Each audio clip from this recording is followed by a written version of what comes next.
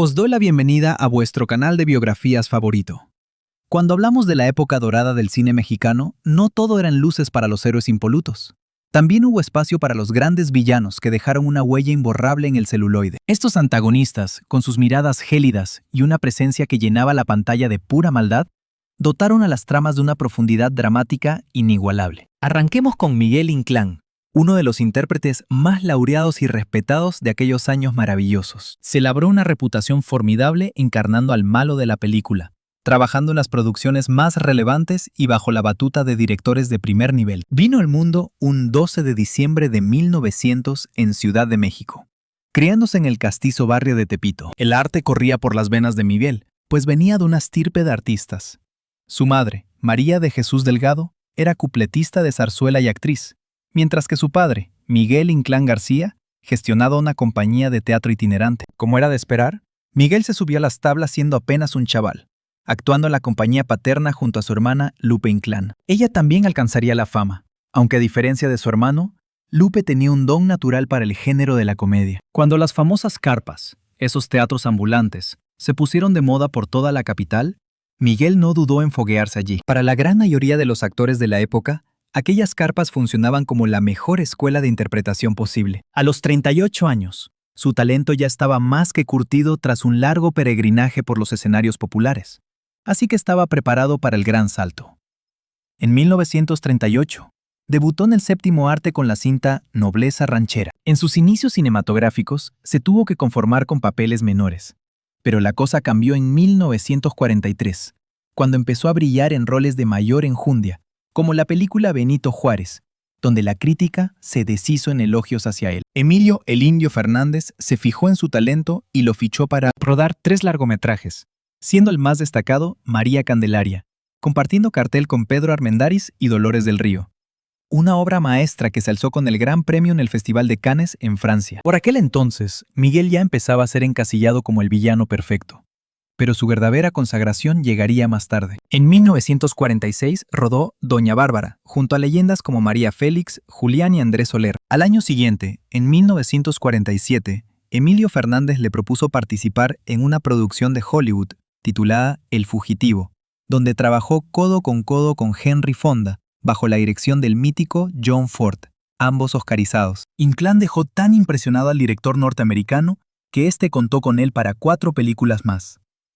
Lo que realmente distinguía a Inclán era su capacidad para dotar a sus personajes de una carga psicológica y emocional brutal, sobre todo cuando hacía de malvado. Su habilidad para proyectar una intimidación y crueldad palpables, sin renunciar a la profundidad humana, hizo que los directores se pelearan por tenerlo en sus repartos. Un ejemplo claro fue su actuación en 1948 en Nosotros los Pobres, dirigida por Ismael Rodríguez y con Pedro Infante y Blanca Estela Pavón. Allí demostró tal calidad interpretativa que incluso llegó a sufrir las consecuencias en su vida diaria, pues sus villanos eran tan creíbles que la gente le increpaba por la calle.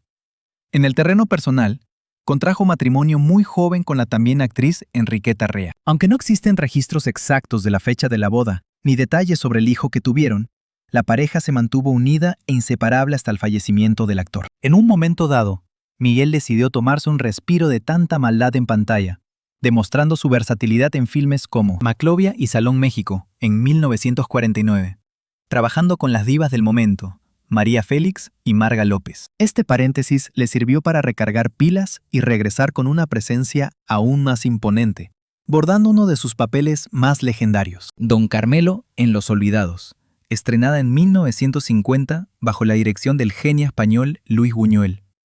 En esta obra, Inclán dio vida a un tipo cruel y despiadado que pasaría a la historia como uno de los íconos de su carrera. Su interpretación fue aclamada unánimemente por crítica y público, y Los Olvidados está considerada hoy como una de las joyas de la corona del cine mexicano, galardonada en Cannes y declarada Memoria del Mundo por la UNESCO. Se cuenta que Miguel tuvo ciertos roces con el gremio de actores, lo que le llevó a retirarse del teatro y el cine tras casi 80 películas. Le propusieron instalarse en Tijuana como delegado de la Asociación de Actores, y no se lo pensó 2 veces.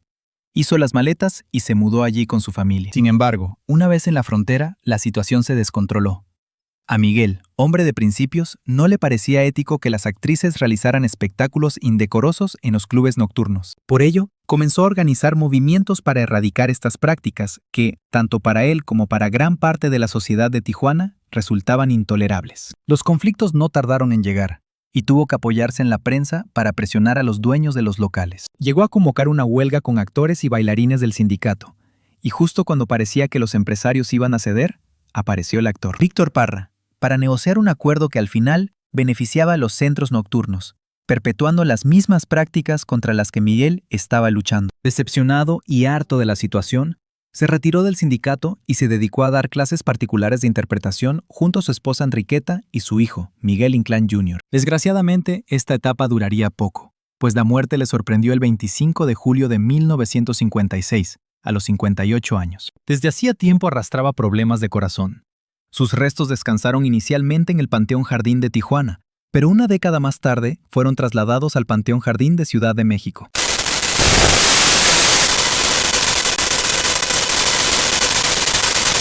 Pero su viuda confirmó que el actor falleció ante sus propios ojos, ratificando que fue su corazón enfermo el que falló. Pasemos ahora a Carlos López Moctezuma, otro gigante de la interpretación, célebre por sus roles de villano en aquella época dorada. Se consolidó como uno de los actores con mayor presencia escénica, especializándose en personajes autoritarios, perversos y despóticos. Nació el 19 de noviembre de 1909 en la capital mexicana. Su madre, María Pineda, y su padre, José López Moctezuma, un abogado con un cargo relevante en los ferrocarriles, tuvieron 11 hijos, siendo Carlos el Benjamín. Cursó sus estudios en un colegio católico, y fue allí donde le picó el gusanillo de la actuación. Aunque por complacer a su padre estudió administración, lo que su verdadera vocación y lo que le quitaba el sueño era la interpretación. Pero su padre se opuso frontalmente, advirtiéndole que no vería ni un céntimo suyo y que tendría que costearse él mismo las clases de arte dramático. Así que no le quedó otra que trabajar de mensajero para la compañía ferroviaria, junto a su progenitor, para financiar sus estudios en Bellas Artes, donde fue pupilo de la gran Virginia Fábregas. Fue Fernando Soler quien, con buen ojo, le sugirió especializarse en roles de antagonista, pues su imponente planta y su carácter fuerte eran el molde perfecto para esos personajes. Aquel consejo fue mano de santo, pues su carrera despegó de manera meteórica. Pasó 4 años curtiéndose en la compañía Teatro Orientación, ganando las tablas necesarias para dar el salto definitivo a la gran pantalla. Curiosamente, fue entre bambalinas donde conoció el amor de su vida, la también actriz Josefina Escobedo, con quien tuvo a sus 2 vástagos, Josefina y Carlos. A día de hoy solo vive Carlos, un prestigioso letrado. Su estreno en el celuloide llegaría en el año 1935 con la cinta Dos Cadetes, recibiendo críticas inmejorables, para poco después sumarse al reparto de Los Millones de Chaflán en 1938, junto a titanes como Pedro Armendáriz. Desde ese instante, su ascenso como el villano por excelencia fue imparable. Los realizadores estaban maravillados con su registro actoral, especialmente para encarnar a tipos despreciables, un rol en el que se vio encasillado durante una larga temporada con títulos como Maclovia o Río Escondido. Gracias a estas interpretaciones magistrales, se consagró como el malvado predilecto de la época, si bien también participó en largometrajes donde aparcaba su faceta siniestra para mostrar un lado mucho más humano y vulnerable, como ocurrió en Campeón sin Corona y Padre Nuestro, compartiendo escena con Andrea Palma y Evita Muñoz, Chachita. Su inmenso talento para meterse en la piel de cualquier personaje no pasó desapercibido más allá de las fronteras mexicanas. En 1965, formó parte de una producción francesa rodada en suelo azteca, junto a la mítica Brigitte Bardot y Claudio Grouch. Asimismo, trabajó en rodajes en España, Nicaragua, Argentina y Francia. Uno de los matices más brillantes de su estilo interpretativo era esa habilidad innata para dar vida a individuos terribles con una naturalidad pasmosa. Sus ojos de un verde esmeralda intenso proyectaban toda la maldad que inyectaba a cada uno de sus papeles. Sus villanos no eran meras caricaturas planas, sino seres humanos complejos, con motivos tangibles, lo que los convertía en figuras aún más inquietantes y temibles. Sin embargo, esa ferocidad en pantalla chocaba frontalmente con su verdadera forma de ser, puesto que todos aquellos que trataron con él, desde colegas de gremio hasta amistades y admiradores, coincidían en que era un caballero, amable, afectuoso, detallista y sumamente educado. No guardaba semejanza alguna con los monstruos que interpretó durante su trayectoria. En su faceta privada, Carlos jamás protagonizó ningún cotilleo ni escándalo de prensa rosa.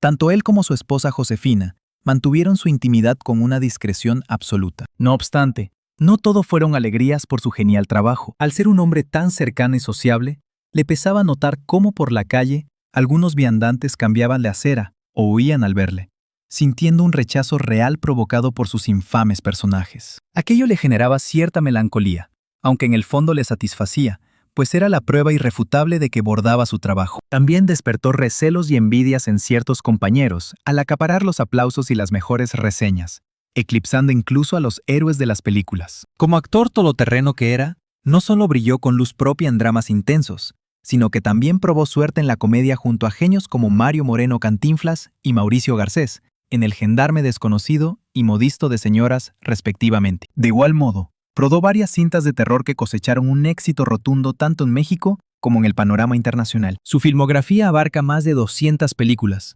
cerca de 150 obras de teatro y un par de programas televisivos. Se alzó con el premio Ariel en 3 ocasiones, al mejor actor por Río Escondido y a la mejor coactuación masculina en El rebozo de soledad y Como México no hay dos. Debido al ritmo frenético de trabajo que soportaba, con jornadas de rodaje interminables y escaso reposo, su salud se fue resintiendo progresivamente. Carlos empezó a padecer úlceras gástricas y posteriormente le diagnosticaron un enfisema pulmonar, motivos por los cuales decidió mudarse y establecerse en Aguascalientes, buscando tranquilidad. Sin embargo, el final alcanzó a los 70 años, en 1980, fulminado por un infarto. En noviembre de 2015, su hijo, el abogado Carlos López Moctezuma y Escobedo, cedió a la Filmoteca de la UNAM un archivo documental perteneciente a su padre, con el que se constituyó el Fondo Carlos López Moctezuma. Este fondo consta de recortes de prensa, programas de mano, fotos de rodaje, instantáneas personales, bocetos, reseñas y críticas de las películas y funciones teatrales que certifican la impresionante carrera del actor en las tablas, el cine y la televisión. Por otro lado, Víctor Parra, cuyo nombre de pila era José Víctor Gonzalo Parra Reyes, pero que pasó a la historia con el sobrenombre de El Suavecito, vino al mundo en Tula, Hidalgo, México, el 10 de enero de 1920. Víctor se erigió como uno de los intérpretes más sobresalientes de la época de oro del cine mexicano, famoso sobre todo por sus roles de villano, logrando posicionarse como uno de los antagonistas más icónicos del cine patrio, gracias a una presencia física imponente y una destreza única para transmitir emociones viscerales, llegando a acuñar el arquetipo del villano galán. Desde muy chaval, Víctor sintió la llamada de las musas, aunque no fue hasta más adelante, cuando ya cursaba Filosofía y Letras en la Universidad Autónoma de México, que decidió matricularse en clases de teatro en la UNAM. Al sentirse totalmente seducido por el escenario, buscó su oportunidad en el celuloide y apostó todo a la carta de la actuación. Sus primeros pinitos fueron directamente en la gran pantalla, y en 1945 debutó con el filme La sombra de Chucho el Roto. A partir de entonces encadenó papeles menores que le otorgaron la disciplina y las tablas interpretativas que más tarde desplegaría en sus roles cinematográficos de mayor calado. En 1948, conquistó su primer Ariel por la cinta El muchacho alegre, una producción de corte ranchero donde compartía cartel con Luis Aguilar y que le sirvió de trampolín para que los directores se fijaran en él. Así, en 1949, fue elegido para protagonizar Ángeles del Arrabal, encarnando al mítico Suavecito junto a Sofía Álvarez, José Elías Moreno y el propio Carlos López Moctezuma. En esta película da vida a un joven gángster sin principios. El éxito y la acogida del largometraje fueron tan brutales que se rodó una secuela con Víctor repitiendo en su personaje de El Suavecito. Los personajes que bordaba Víctor Parra tenían un sello muy personal y distinto, ya que no representaba al típico malvado de manual, sino que tras su figura elegante y bien plantada, se ocultaba un villano seductor que vivía del engaño y la estafa. Para todos aquellos que depositaron su fe en su talento, Víctor respondió con creces, pues el tío no paraba quieto y mantenía un ritmo frenético, rodando entre 2 y 3 cintas anuales. Su constancia tuvo premio cuando se alzó con su tercer Ariel, el máximo galardón del cine, coronándose como mejor actor por su brutal interpretación en Los Fernández de Peralvillo, compartiendo pantalla con leyendas de la talla de Sara García y David Silo. Si echamos cuentas, su filmografía roza el medio centenar de títulos, aunque Víctor era un artista todoterreno, que también se curtió sobre las tablas del teatro, donde dejó su huella en montajes de gran calado, compaginando esta faceta con la producción y la escritura de guiones cinematográficos. Al cumplir los 50 años, decidió dar un giro a su vida para entregarse en cuerpo y alma a la Asociación Nacional de Actores, la mítica ANDA, desde donde luchó incansablemente por dignificar la profesión, logrando convenios que mejoraron sustancialmente las prestaciones sociales y las nóminas de sus compañeros de gremio. En lo personal, Víctor formó una familia sólida, casándose y trayendo al mundo a 4 hijos. Finalmente, la muerte le sorprendió en Ciudad de México en el año 1994, cuando contaba con 78 años, a causa de un fallo cardíaco fulminante. Por otro lado, tenemos la historia de Rodolfo Pérez Costa, un gigante de la escena que vio la luz el 29 de julio de 1920 en el Chamizal, Chihuahua. Siendo apenas un crío de 3 años, su familia hizo las maletas rumbo a Los Ángeles, California, buscando un futuro mejor. Fue allí, en tierras californianas, donde desde muy chaval mostró que lo suyo era el artisteo.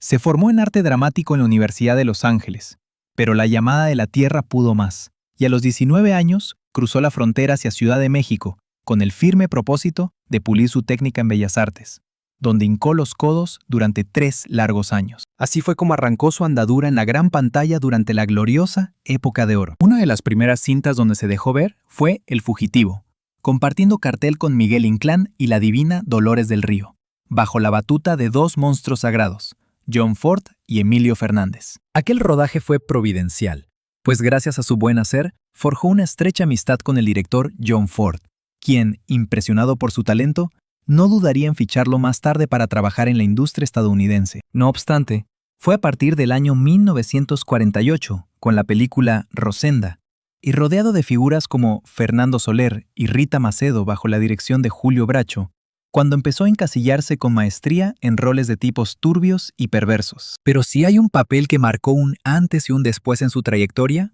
ese fue en Salón México, actuando junto a Marga López y Miguel Inclán, nuevamente dirigido por el Indio Fernández. Su encarnación de Paco, conocido en los bajos fondos como El Cinturita, lo catapultó a la fama internacional y le valió un merecidísimo premio Ariel. Antes de cruzar el charco para probar suerte en Estados Unidos, Rodolfo dejó un legado de taquillazos en México, trabajando codo con la flor y nata del celuloide, estrellas como Ninón Sevilla, Emilia Guiú, Rosa Carmina, Emilio Tuero y el inmortal Pedro Infante. Decidido a conquistar Hollywood, Rodolfo trasladó su residencia al país vecino, donde participó en producciones de gran calibre junto a mitos como John Wayne, el rey Elvis Presley, Marlon Brando y un largo etcétera de celebridades. Rodó más de 10 largometrajes y se convirtió en un rostro habitual en las series del oeste para la televisión.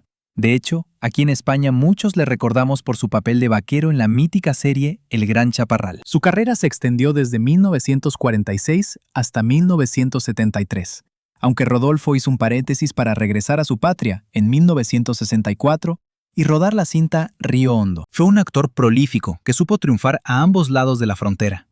En el terreno sentimental, Rodolfo pasó por el altar en 3 ocasiones y fue padre de 5 hijos. Nos dejó en San Fernando, California, a la temprana edad de 54 años, víctima de un cáncer de hígado que se lo llevó antes de tiempo. Pasemos ahora a hablar de Arturo Martínez, otro de los villanos por excelencia de aquella era dorada, nacido en San Luis Potosí un 23 de enero de 1918. Era un hombre orquesta, actor, director, guionista y hasta bailarín. Aterrizó con su familia en la capital mexicana con 12 años y empezó desde abajo, currando como mozo de carga en el mercado de la Merced y limpiando suelos en una bola. Pero el chaval tenía entre ceja y ceja el sueño de ser actor. Se acercó al mundillo de las carpas, esos teatros itinerantes, donde consiguió un puesto de chico para todo, lo que le abrió las puertas para ser de figurante en algunos sketches cómicos. Más adelante, con 17 años, comenzó a destacar como bailarín y la compañía de Leopoldo Beristain lo contrató para irse de gira, recorriendo todo México y parte de Centroamérica. Estando ya en Ciudad de México, participando en algunas funciones en el Teatro Regis, tuvo un golpe de suerte. Pedro Armendáriz le dio la alternativa. Resulta que el actor que debía ser de malo en su obra no daba la talla, así que Armendáriz, ni corto ni perezoso, le invitó a subir al escenario para sustituirlo. Arturo lo bordó de tal manera que dejó a todos boquiabiertos, y el propio Armendáriz lo recomendó para dar el salto al cine. Su debut en la gran pantalla llegaría en 1947 con Juan Charrasqueado, película que además le valió su primera nominación al Ariel. A partir de ese momento, se consolidó como el malo oficial, convirtiéndose en uno de los actores más solicitados de la época de oro, con una filmografía que quita lipo. cerca de 200 películas como actor y unas 70 como director, especialmente en la década de los 60. Aunque su faceta tras las cámaras no tuvo tanta repercusión como sus interpretaciones, cosechó algunos éxitos dignos de mención. En septiembre de 1992, aquejado de problemas pulmonares, ingresó en el Hospital Los Ángeles de Ciudad de México, donde falleció el día 26 tras sufrir un infarto. Sus cenizas reposan en la cripta familiar junto a las de su hijo Víctor Manuel, también actor y director, que desgraciadamente había fallecido 2 años atrás. Y no podemos olvidar a Manuel Dondé, uno de los rostros más inconfundibles y trabajadores del cine azteca, pieza clave de la época de oro. Era hermano de Elda Dondé, lo que le convierte en tío de las famosas hermanas Lorena y Teresa Velázquez, ambas con carreras envidiables. La trayectoria de Manuel abarcó más de 3 décadas, tiempo en el que brilló fundamentalmente dando vida a villanos en infinidad de largometrajes. Como una planta imponente y un talento innato para meterse en la piel de tipos duros y sin escrúpulos, se erigió como uno de los secundarios de lujo más demandados de la industria mexicana. Manuel Dondé vino al mundo el 1 de junio de 1906 en Campeche. Aunque sus primeros años son un misterio, se sabe que desde joven le picó el gusanillo del espectáculo. Y eso que no venía de casta de artistas, pero encontró en la interpretación una vocación que le llevaría a ser uno de los actores más destacados del panorama. Siendo muy joven, Dondé decidió probar fortuna mudándose a la capital, buscando hueco en una industria cinematográfica que empezaba a coger fuerza. Curiosamente, Dondé no pisó una escuela de teatro. Fue autodidacta, pero su naturalidad y carisma ante la cámara le bastaron para conseguir papeles en el teatro y luego dar el salto al cine.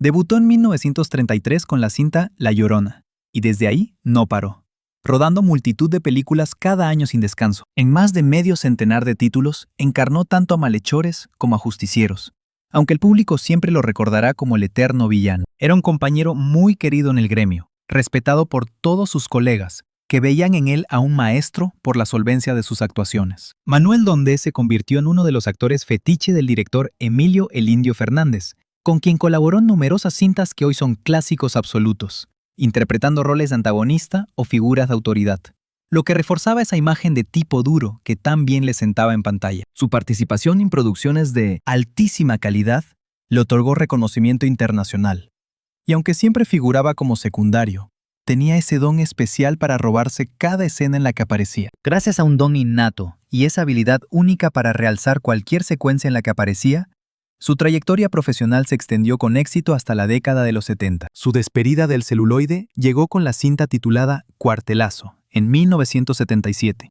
una obra que rememora la revolución.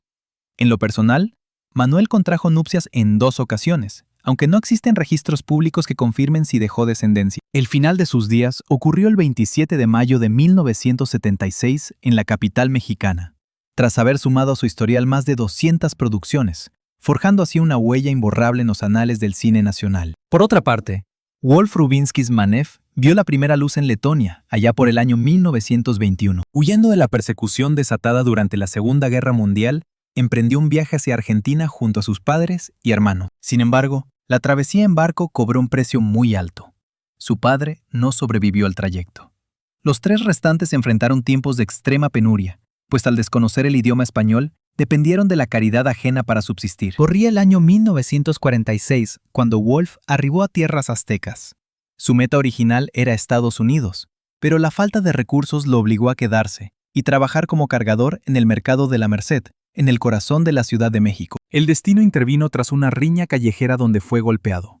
El doctor Bolaños, impresionado por su imponente físico, le sugirió probar suerte en la lucha libre profesional. Aprendió un oficio con velocidad asombrosa, transformándose en una celebridad del cuadrilátero.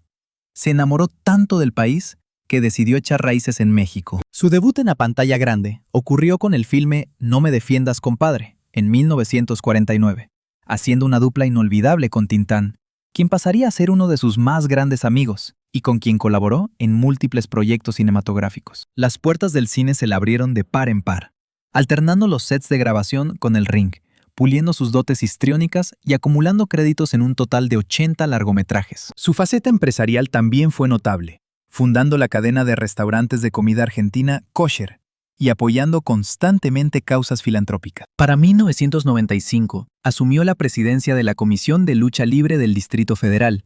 En su vida privada se casó 3 veces y fue padre de 4 hijos. La muerte lo sorprendió en 1999, a los 78 años, víctima de un paro cardíaco. Hoy, con profunda reverencia, rendimos homenaje a esos actores inolvidables que, con su inmenso talento, carácter férreo y pasión desmedida, encarnaron a los antagonistas más icónicos de la época de oro. Figuras de la talla de Manuel Dondé, Arturo Martínez, Víctor Parra, Rodolfo Acosta y tantos otros lograron elevar a sus personajes a la categoría de leyendas, cuyos ecos aún vibran en la memoria de quienes crecieron con ese cine clásico y fascinan a las nuevas audiencias que exploran la majestuosidad de aquellos años. No se limitaron a ser simples oponentes, consiguieron algo mucho más trascendental. Inyectaron humanidad a roles que simbolizaban la oscuridad, la crueldad y lo despiadado. Bajo su interpretación, los villanos dejaron de ser caricaturas del mal para transformarse en individuos complejos, con motivaciones psicológicas profundas, que despertaban en el espectador una mezcla de temor, rechazo y, curiosamente, una secreta admiración. Cada gesto sutil, cada mirada penetrante y cada frase dicha con intención dejaba una marca permanente en la historia visual de México. Es indiscutible que el cine funciona como un espejo de la realidad, y estos maestros nos enseñaron que la vida está matizada de contrastes, que la grandeza de los héroes está intrínsecamente ligada a la magnitud de los villanos que los desafían. Los personajes que estos hombres trajeron a la vida fueron más que simples malvados. Representaban los conflictos internos y las sombras que todo ser humano enfrenta alguna vez. Se convirtieron en el rostro visible de nuestros miedos más ocultos. Y gracias a su genialidad actoral, humanizaron el mal, haciéndolo tangible, entendible y en ocasiones, un ingrediente indispensable para la trama. Su herencia artística no se contabiliza solo en la cantidad de filmes o galardones obtenidos, sino en las emociones crudas que lograron evocar, en los recuerdos imborrables sembrados en el público y en las narrativas inmortales que ayudaron a cimentar en más de 200 películas cada uno. Estos histriones probaron que el cine mexicano tocaba el cielo no solo gracias a los protagonistas virtuosos, sino también por la calidad de sus antagonistas. Sin su presencia, el drama, el suspenso y la riqueza emocional de los grandes clásicos jamás habrían existido. Más allá de las cámaras, muchos de ellos fueron amigos leales, mentores para los novatos y verdaderos catedráticos de su arte. Tanto en los sets de filmación como en los escenarios teatrales, compartieron generosamente su experiencia y sabiduría con quienes los rodeaban. Comprendían que la actuación no era un simple trabajo, sino una filosofía de vida que exigía entrega total, pasión y una búsqueda constante de la perfección. Hoy, ante su ausencia física, nos queda el alivio de saber que su legado es inmune al olvido. Sus rostros y sus voces permanecen resguardados en la memoria colectiva, en ese inmenso archivo fílmico que sigue conmoviendo y formando a generaciones de cinéfilos. En cada papel de villano que ejecutaron, imprimieron un sello indeleble, y su influencia sigue vigente en la cinematografía actual, donde su estilo y técnica continúan inspirando a quienes aspiran a recuperar esa magia del ayer. Nos despedimos de estos titanes de la actuación, conscientes de que la historia del cine nacional estaría incompleta sin ellos. Representaron lo más sombrío de la condición humana, pero lo hicieron con tal destreza que trascendieron sus propios roles. Dieron forma a los temores y anhelos más recónditos de la sociedad, convirtiéndose así en íconos eternos de la pantalla de plata. A esos villanos tan queridos, a esos hombres que con su esfuerzo engrandecieron nuestra cultura fílmica, les decimos gracias. Gracias por regalarnos instantes de tensión, intriga y emociones desbordantes. Gracias por cada escena donde lograron que la audiencia contuviera la respiración al unísono. Gracias por entregar su talento para que nuestras leyendas y nuestros héroes brillaran con mayor intensidad. Hoy los rememoramos con gratitud y admiración. Y sobre todo con el reconocimiento de que, aunque jugaron a ser los malos, fueron los auténticos héroes del oficio actoral. Su partida es meramente terrenal, pues su espíritu sigue vivo en cada fotograma, en cada secuencia donde llenaron el encuadre con su presencia magnética. Donde quiera que estén, los recordaremos siempre agradecidos por su aporte al cine, al arte y a la cultura de México. Adiós, gigantes del cine mexicano. Su historia ya está escrita con letras de oro en la eternidad del séptimo arte. ¡Alán!